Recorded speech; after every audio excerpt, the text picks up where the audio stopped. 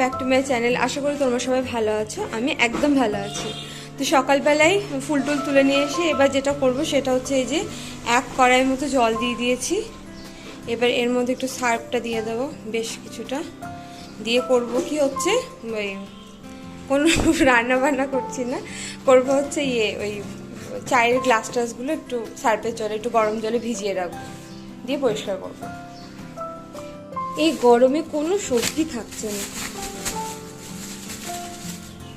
প্যাকেটের মধ্যে ছিল আজ থেকে, এই যে এগুলো সব পেকে গেছে।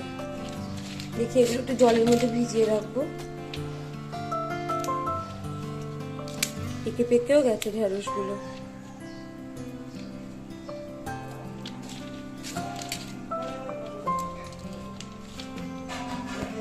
একটু ভিজিয়ে রাখতে হবে।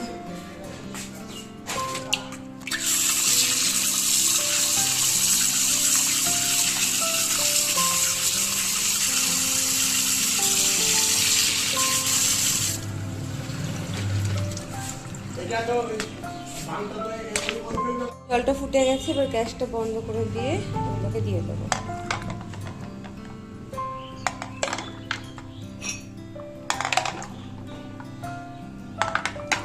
এত বাজে একটা দাগ হয়ে যায়, হাজার কাচলেও মানে মাজলেও উঠতে চায় না।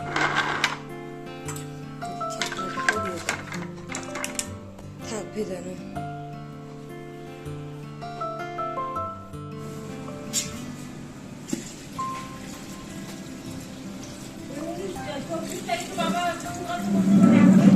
সব শুনেছি।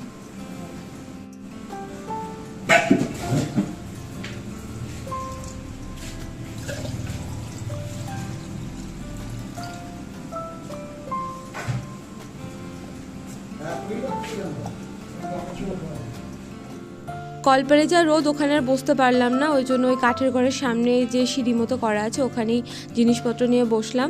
এই সার্ফের জলটা ঠান্ডা হয়ে গেছে, তো এর মধ্যে ওই আমার উপর ঘরের যে ফুলগুলো আর্টিফিশিয়াল যে ফুলগুলো সাজানো থাকে সেগুলো এই সার্ফের জলের মধ্যে ভিজিয়ে দেবো, মানে জাস্ট ভিজিয়েই তুলে নেব, বেশি কাচাকুচি করার দরকার নেই, অল্পই ধুলো পড়েছে। এই চায়ের বাসনগুলো আগে না ওই ঠাম্মা দেখতাম ওই ছাই দিয়ে মাজতো, ছাই দিয়ে আমি বেশ কয়েকবার মেজেছি। আর ছাই দিয়ে সব থেকে বেশি পরিষ্কার ওই হারিকেনের কাঁচগুলো, সেগুলো ছোটোবেলার প্রচুর পরিষ্কার করতাম।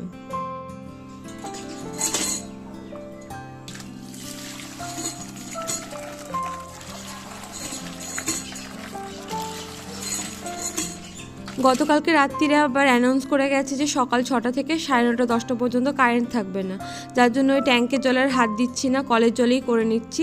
এই কাজটা সারছিলাম, হঠাৎ করেই ওই যার কাছ থেকে ওই চাদরটা নিয়েছিলাম না, একটু ছেঁড়া বেরিয়েছিল, সে আবার এসে চেঞ্জ করে দিয়ে গেল। আমি বললাম যে এখন দুপুর রোদে এলে কেন, বিকেলে আসলেই পারতে। তো ও বললো আমার আবার চেঞ্জ করার ব্যাপার থাকে, তো মানে মহাজনকে দিয়ে দিতে হবে, যার জন্য তোমাকে চেঞ্জ করে দিয়ে গেলাম। কালারটা একটু অন্যরকম হয়েছে, কিন্তু জিনিসটা ভালো হয়েছে। আর বলো না, কি সমস্যায় পড়া গেছে, কোথা থেকে মেঠো ইঁদুর এসে আমাদের বাড়িতে ঢুকেছে।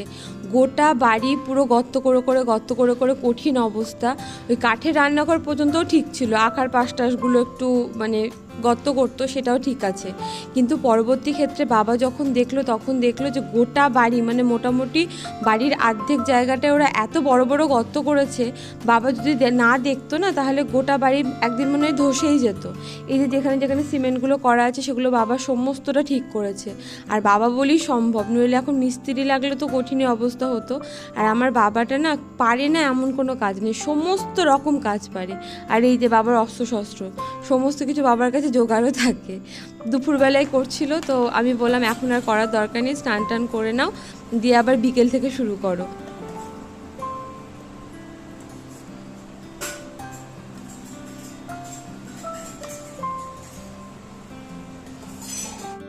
আজকে বাবার কাজ করার চক্করে না আমাদের খেতে বসতে বসতে অনেকটা বেলা হয়ে গেছে। মা আজকে অনেক কিছুই রান্না করেছিল ঢ্যাঁড়স ভাজা, উচ্ছে ভাজা, তারপরে মোচার বড়া করে একটা ডালনা করেছিল যেটা দারুণ হয়েছিল, ডাল করেছিল, মাছ করেছিল, আর করেছিল টক দইটা। তবে জানো তো আজকে মাছটা খুব একটা ভালো লাগেনি আমার, কেন জানি না, কেমন একটা স্বাদটা ঠিকঠাক লাগেনি। দুপুরবেলায় অল্প একটু রেস্ট নিলাম, তারপরে চলে এলাম এই ঘরটাকে ভালো করে পরিষ্কার করার জন্য, কারণ 2 দিন থেকে জামা কাপড় আমার গোছানোই হয়নি, মানে এই করছি করব করে গোছানো হয়নি, জামা কাপড়গুলো ভালো করে গুছিয়ে নিলাম, ঘরটা একটু হাতগোছ করে দিলাম, আর যে নতুন বিছানা চাদরটা নিয়েছি সেটা এই ঘরে পেতে দিলাম। মা আবার বলছে যে এই ঘরে পাতলি কেন? আমি বললাম কি এই ঘরটা কি ঘর না?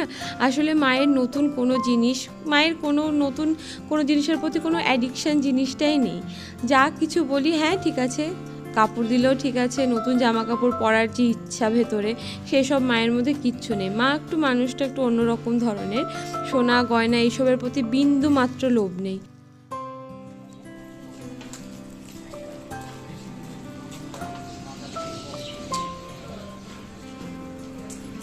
বুলটি যে ফুচকাটা তৈরি করেছিল ওটা বেশ সুন্দর হয়েছিল। ওপরে চলো, ওপরে বাইরে বারান্দায় যা, আমি আসছি। যা না খা, সব খেয়ে নেগা, আমি একটা খেলেও হবে। এখানে বাটি নিয়ে আসো। এখানে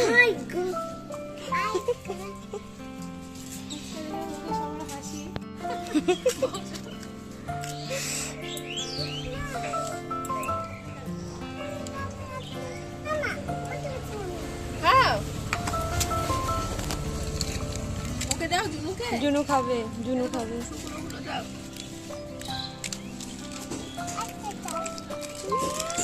বাবা তো জল পড়ে যায় না। দাও, আর একটা দাও। মগজ, জুনু আর ডালি। এ নাও জুনু, হ্যাঁ ধরে নাও।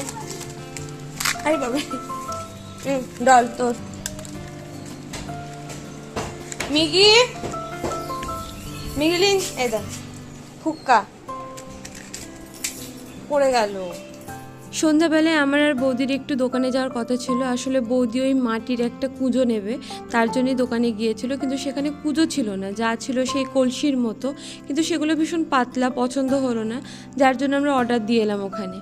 তো চলো আজকের ভ্লগটা আর বেশি বড় করছি না। যদি কিছু ভালো লেগে থাকে do like, share, comment and subscribe to my YouTube channel which is out of mind. দেখা হবে নতুন একটা ফ্রেশ ব্লগের সঙ্গে, ততক্ষণের জন্য টাটা, ভালো থেকো সবাই।